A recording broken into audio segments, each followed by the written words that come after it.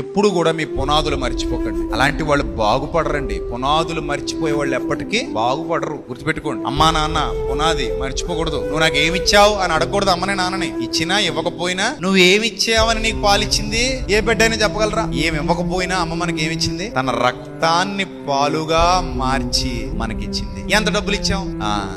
ఆ మాట దగ్గరే మనం సగం తెచ్చాం. ఏమిచ్చావని నీకు పాలిచ్చింది అంటేనే మన దగ్గర ఏమి లేదు, ఆన్సర్ లేదు. ఇంకా అక్కడ నుంచి మాట్లాడుకుంటూ వెళ్ళిపోతే నువ్వు ఏమిచ్చావని నీ కోసం నైట్ డ్యూటీలు చేసింది. నైట్ డ్యూటీలు అంటే రాత్రంతా నిద్రపోకుండా నీ కోసం కాసిన కాపలా. నీకు ఏదైనా జ్వరం వచ్చిందనుకో, నేను హాస్పిటల్కి తీసుకెళ్ళాలనుకో, రాత్రంతా నీ పక్కన కూర్చొని తన చేతులతో నిన్ను నిమురుతూ నీకేం చేసింది, ఎంత చేసింది. ఇప్పుడు నువ్వు లెక్కలు మాట్లాడతావా?